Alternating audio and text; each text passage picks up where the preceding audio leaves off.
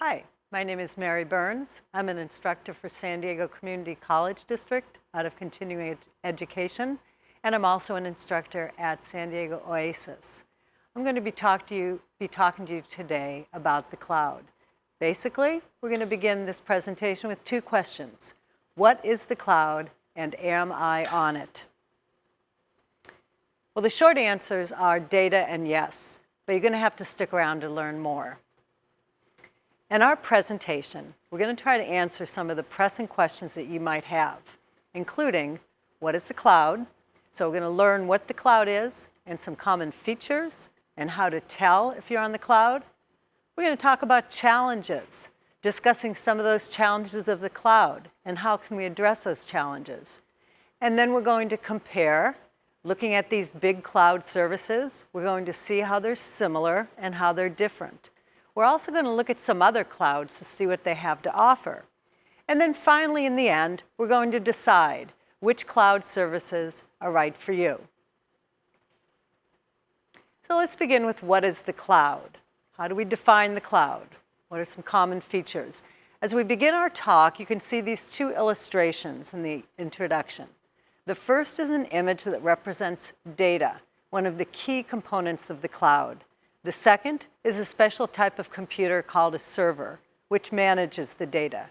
Let's learn a little bit more. What is the cloud? Well, first, it's a storage place for data. Data is comprised of code. It's a combination of letters, numbers, and symbols that our devices translate into something that makes sense to us. That includes pictures and music and movies, to name a few.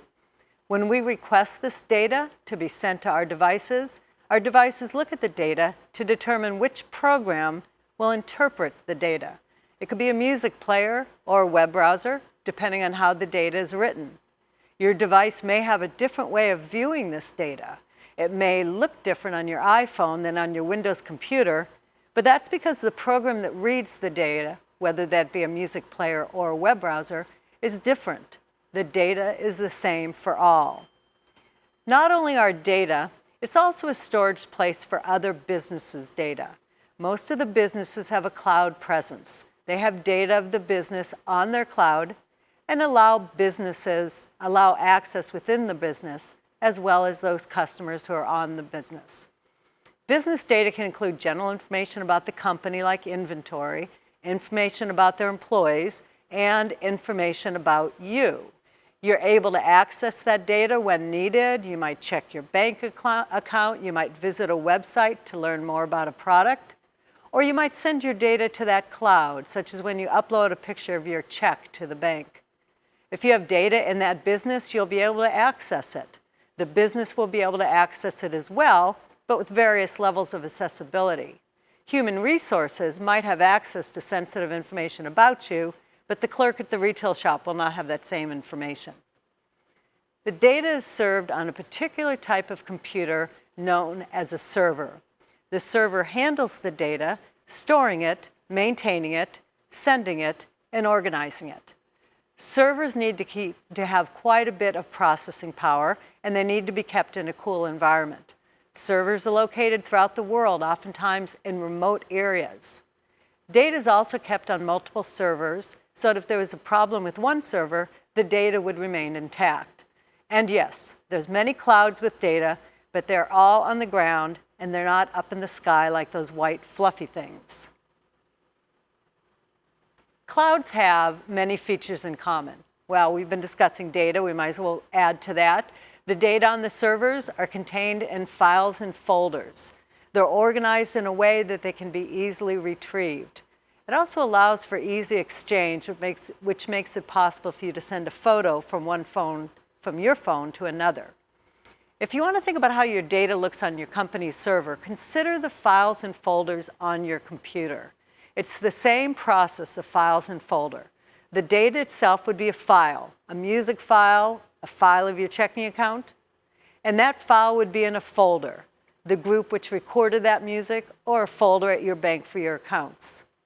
In addition, there might be more folders, all the music that you have, all the accounts that you own. It's a file that determines what program to open when your device receives the file, such as the music program or your bank website. The data is set up so it's recognized by any platform. This means you can access your data from any one of your devices, whether that be a phone, tablet, or computer. And it doesn't matter if your device is Apple, Windows, or Android. Your data is still compatible, although it may use different programs to view. All of the devices can hear that music or see that account information, but they might use a different music player or web browser to view. The cloud also includes web-based programs and software, which eliminate your need to purchase software to install in your system. Web-based programs and software are easily updated on the internet, saving you time and energy and keeping the information safe. It also ensures that you're using the latest version of software, and that version will work with the device you're using. Many programs which in the past were loaded onto your device, such as Microsoft Office, are now online, which allow immediate updating and the ability to use your data with different devices. The cloud is great for entertainment. You can purchase a book on Amazon, which is stored on their cloud. When you purchase it, a copy of that file is put on your account on the Amazon cloud, which is then accessible to you on any device at any time. You can download that file then to your device and read it at your will. You can even open that book on one device and then open another device. As long as you're connected to the cloud, as long as you're online, your progress will sync to your present spot in the book. And not only books, but you can also purchase and store other types of entertainment like movies, music, and podcasts. It's also wonderful for mobile devices. With limited storage, it's easy to access these files from your phones and tablets, allowing you to share photos of the grandkids or read an email while sitting in an appointment. And you know you're on the cloud if you have a username and password for that account. We're going to have to say that one more time since it's something that I'm asked about frequently. You know that you're on the cloud if you have a username and password associated with that business. You're able to access your data on the cloud from any device using that account name and password. What can we do with data on the cloud? Well, first, we can download it. An example of that is that book on Amazon. If you want to be able to read it without being connected to the internet, you'll have to download it first. When you download it, you'll no longer be connected to the internet, but you'll be using storage space on your device. You can download many files if you want to view or use them offline, podcasts, videos, and music. But keep in mind that when you download them, it's going to take up space on your device. On some devices like your computer, that may not be a big problem. But with mobile devices that have limited storage, that could be. In that case, you would probably download them and then delete them when you finished using them. Another thing you could do with your data is you can upload your data. In some cases, you can take data from your device and send it to the cloud. An example of this is when you want to add a picture to the Facebook account. You'll open up Facebook, and then you'll upload the picture from your device to Facebook. It stays on your device, but it's also on the cloud. If you like, you can then delete it from the device, saving space where needed. The next thing you might do with your data is view it. An example of this is your email. When you open your email, you're not downloading all those emails to your device. Instead, you're viewing them while you're on the cloud. When the session is over, the emails are no longer on your device. However, there is a way to view your email when you're offline. That option would be found in your settings. Or finally, you can stream it. One of the wonderful ways to use data is to stream it. You can rent a movie on Netflix and then stream it to your TV. Streaming involves your internet speed. You need adequate speed in order to get all that data to your TV in one place. If your internet speed is not sufficient, you're going to experience something known as buffering, which can be compared to a traffic jam on the internet service.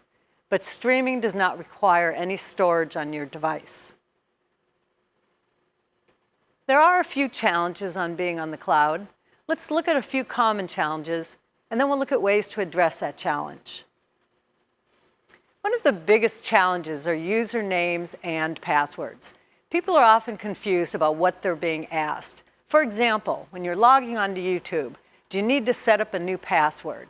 And the answer is no. You're going to be using your Google username and password on YouTube. When you're signing up for Dropbox, do you have to set up a new password? Well, yes, because this service is not related to any other, so it would require a new username and password.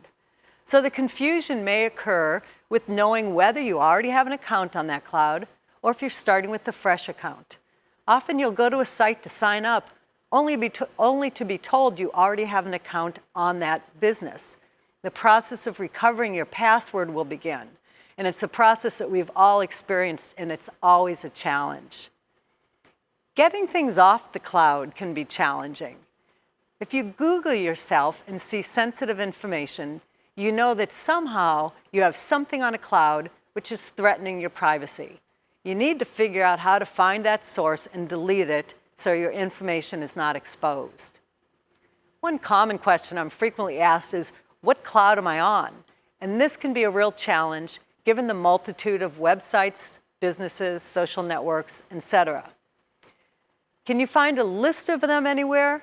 If you consider the number of clouds there are, it's mind-boggling to consider how many you may have signed up for. And then there's keeping it safe. What can you do to make sure your data is safe on a particular cloud? In the next screen, we'll address those challenges. One of the best ways to manage your data is to use a password manager. Now, there's options for remembering your passwords. You can use web browsers. You can use companies which are password managers, or you might even just keep a list next to your computer. In my opinion, the password manager companies are the best option. These provide a list of every cloud that you've saved your password on. These password managers can tell you if your password is being used in other accounts, and it might even offer to create a really good password if you ask it to. They're the best way to determine what clouds you're on and whether those passwords are secure. There's other things you could do with the password manager besides passwords. You can save notes in a secure place. You can store sensitive files. You can automatically fill in forms, and you can even check to see if your accounts have been breached. Your biggest challenge with the password manager is remembering your password to the password manager. You can also delete data from a cloud. You'll need your username and password to do that. An example of that is Facebook. If you just want to close it out and delete all your data, there's a place within the program to do that. You can even download all your data before you delete it, so you won't lose all those pictures you put on your page. You might have to do some research to find your information on the cloud. I Googled myself and found some personal information on the cloud once and realized it was from a site where my resume had been sent. I was able to get to that site and remove the resume. When you're signing up for an app, you're going to be asked for permissions. These can include camera, location, microphone, hard drive, or many others. Make it a habit of looking at these permissions and checking them frequently because they can change. Also, when you're shown these permissions, consider if they're really necessary. An example of this is an app that's requesting to access your network. This is necessary if you're using a communicating app, such as Zoom, or any type of app that downloads things. However, it can also open you up to more ads, which can be then placed in your program. And of course, it increases the risk of malicious apps, which can then connect using your network to download malware. So just be wary of those permissions that don't make sense. And it really goes without saying that a good antivirus program and a strong password will go far in creating a safe environment for your data on the cloud. Next, we're going to look at some of the bigger cloud services to compare them and see how they're set up. Let's begin with the big three: Apple, Google, and Microsoft. Apple has a large presence on the cloud. You can find all your cloud data by going to iCloud.com from any device and entering your Apple ID and password. It's that Apple ID and password that log you into many Apple cloud services, as well as all your Apple devices. Apple provides you with 5 gigabytes of storage. This will be primarily for backing up your iPhone or iPad. Backups are just going to include your basic information and your settings. You can go to the settings on your phone or your iPad and revise this to include other things like photos, videos, and files. But if you go above your 5 gigabytes, you'll have to pay. Currently, it's 99 cents a month for an additional 50 gigabytes of storage. Apple has productivity tools, which include Pages, a word processing program, Numbers, which help with spreadsheets, and Keynote, which does presentations. Working with these tools online will keep whatever you create on the cloud as well. Apple has some really fun programs that come with it. GarageBand is a fully equipped music creation studio that includes instruments, guitar riffs, and even backup music. Photo Booth is a product that allows you to take a picture of yourself and then apply some fun effects if you wish, like a squeeze or light tunnel or twist.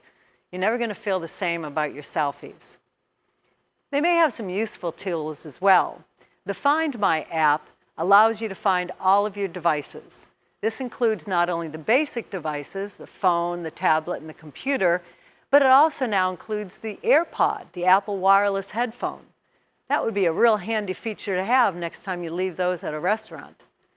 This service will show you the location of all the devices on that Apple account. If that device has been stolen, you can erase all the data. If it's lost, you can just lock it and include a note on how to contact you. It can also be used to find your friends. I had my niece visiting one summer, and we used it so I can help her if she got lost. I was able to see where she was in the city. It was very useful. Another way that you can use the Apple Cloud is by using Apple Pay. So Apple Pay allows you for contactless and secure purchases in stores like Sprouts, using a technology known as NFC, which is Near Field Communication. It also allows you to send and receive money from friends and family right in the Messages app. Very convenient. The Apple Cloud is best for Mac and Apple users. Microsoft is another big cloud service. You can find all your stored Microsoft files on OneDrive. You know you have an account if you have an email with Outlook.com, Live.com, or Hotmail. If you have a Windows 10 computer, you are prompted to set up a Microsoft account when you set up your computer. This account will provide all the tools mentioned in this presentation. Microsoft provides 5 gigabytes of storage. It doesn't provide automatic backup of your account, but you can upload photos and files and Excel sheets and more. One of the draws of Microsoft is the productivity tools. If you're an Office fan, you'll be pleased to know that you can access Word, PowerPoint, and Excel through your account. These are free versions, and they're automatically saved to the cloud. Even better, they're saved as you work, as all of these online word processing apps are. So if your power goes out, you'll still be able to find exactly what you've done prior to that. Of course, this ability to save automatically is true for all of the online productivities and not just Microsoft. You can find the Microsoft tools by going to the Microsoft site, Outlook.com, for example, or Live.com, signing in, and then selecting the tool. Besides the familiar ones that come with your account, there are a couple of notable apps for Microsoft. Skype is a Microsoft product. You can now sign in for Skype using your Microsoft username and password. There's also a program called Sway, which allows you to create an interesting video-type presentation. OneNote is a note-taking program for information gathering and collaborating with others. Notes can be shared with other OneNote users over the internet or the network, but with OneNote, they can include a variety of different ways to save information. You can have texts, pictures, tables, and drawings. And unlike a regular word processing program, with OneNote, you can click anywhere on the page to insert that text or the photos. And of course, as we said, information is saved as you go. Microsoft OneNote is ideal for managing things and allowing you to create personalized notebooks to store information about your household or classes you're taking or whatever. Microsoft is best for those people that like those Microsoft tools, and they want to be able to access those files from any device. It's also great if you have a Windows 10 computer and want to use the apps that are included in the software, the mail and the calendar. Google is the third of the big three. Google Drive is the program that stores everything that you have on the cloud. Like the others, it can be accessed through the web browser or by downloading an app. If you have a Gmail account, you have a Google account. This Gmail account allows access to all the tools within Google. It provides productivity tools, docs for word processing, sheets for spreadsheets, and slides for presentations. Like other productivity tools, when you're working online, your information is saved as you go. If you're on a computer, you can access all the tools from your web browser. But for your mobile devices, you'll have to download an app for each of those Google services. So you might find yourself with an assortment of apps, Google Drive, Google Docs, Google Sheets, YouTube, to access all the services of Google. And by the way, when you save something on Docs or Sheets, you can open up Google Drive and find them there, or you might find them in the app. Many people create a folder for their cloud service on the mobile device, and they keep all the apps in that folder. That's how they can keep them organized. There's great support for Google, largely due to the use of Google tools in the classroom. You can find lots of videos and tutorials online. So if you want to try something new, upload a video, or create a website, there will be someone who has developed a tutorial. Just use the Google search app to find them. Google has lots of movies, books, and apps which are purchased through the Google Play Store.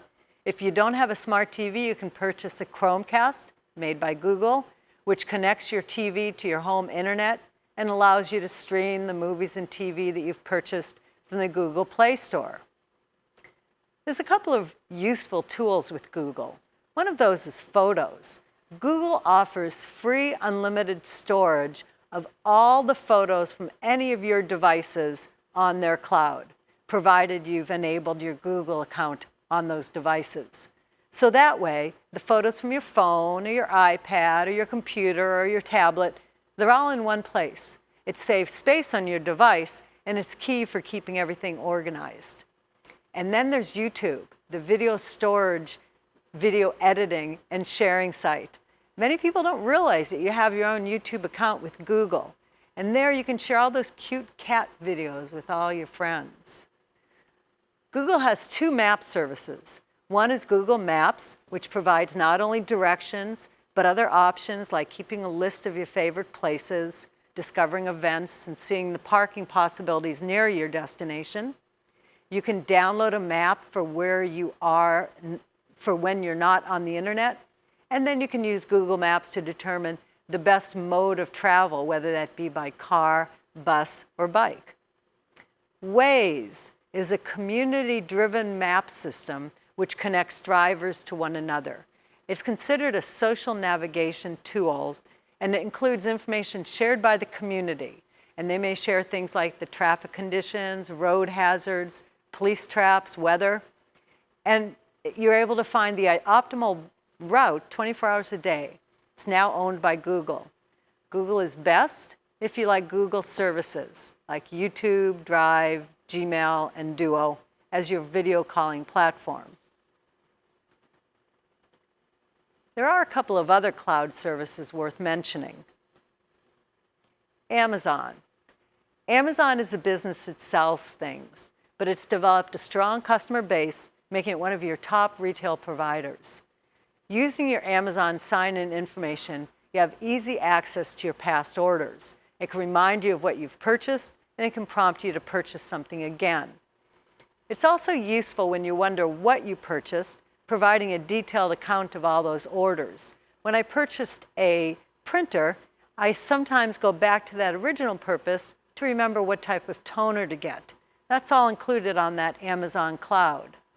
Amazon also shows you the window for returning items and even provides information if you need to reach the reseller. It has a great library of books, Remember Kindle? That's an Amazon product. It also has movies and music and other types of videos. If you're a Prime user, you can receive free shipping on many items. You could stream from their video, music, and game services from their cloud. You can get free monthly books, and you can have unlimited photo storage. You can also use your Amazon account to purchase supplemental services like HBO or Showtime or Starz. And the cost for Amazon Prime is $12.99 a month or $119 a year. And maybe you didn't know, but there are discounts for seniors that are on Medicaid or EBT, and that would be half off or $5.99 a month. And students could get Amazon Prime for $59 a year. So even though there's costs surrounding Amazon Prime, it is a good option with the Amazon cloud. Alexa is a virtual assistant created by Amazon. She can keep you up to date with your personalized information based on your shopping history, as well as what you've listened to or viewed using the Amazon app. She may also have access to your calendar and your contacts, allowing you to use certain devices to find out more about what's on your schedule or even to call someone directly from that device.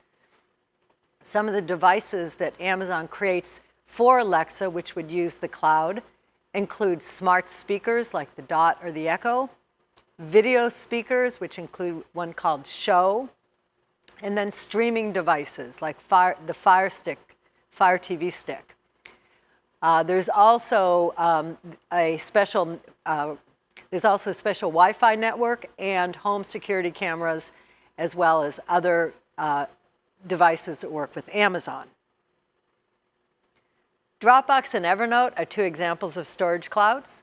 They allow not only storage, but sharing via a link and collaboration, people working off the same document. You may be in a situation when someone has documents on Dropbox or Evernote and they want you to look at them. So in those cases, you will have to set up an account. And although clumped into the same category, Dropbox and Evernote are pretty different. Evernote's designed to store a lot of different types of information from different sources. It's kind of like OneNote, and that you can insert things right within the document. You can have handwritten notes, tasks, recipes, and more. Dropbox pretty much just stores files and music on the cloud, but it's built for everyday use, and it's easy to use out of the box. It can even be coordinated with your home device. It's very secure, and it offers some premium benefits for businesses. In the end, it comes down to whether you just want the files or whether you want to create something that might be interesting to use later without the constraints of a typical cloud storage site. We've seen that there's many ways to store your data in small amounts, but if you want a complete backup of your computer, you might consider a company that specializes in cloud-based storage. iDrive, Backblaze, and Carbonite are three examples. For a fee, they'll automatically back up your device constantly, providing you with an app with an up-to-date folder for everything in your device. They can provide peace of mind when worrying about your data. iDrive is priced at $69.50 for 2 terabytes. Backblaze is $60 a year for one computer, and Carbonite is $83.99 for one computer. So you can see the costs are very similar, but there's a little bit of difference, so you'd want to check them out. So there you have it. The Apple Cloud is good if you have a Mac or an iPhone or an iPad, and you tend to use those more than anything else. The Microsoft Cloud is good for people that have Microsoft Office and Outlook users, and of course if you have a Windows 10 computer. Google is good if you like Android or if you want to use lots of different services within one account. Amazon is good for entertainment and for shopping. Dropbox and Evernote if you need to collaborate with others using their site. And then iDrive and Backblaze are good if you want a total backup to the cloud. If you have any questions about this presentation, you can contact me at maryburns@sdceonline.com. And thank you for listening.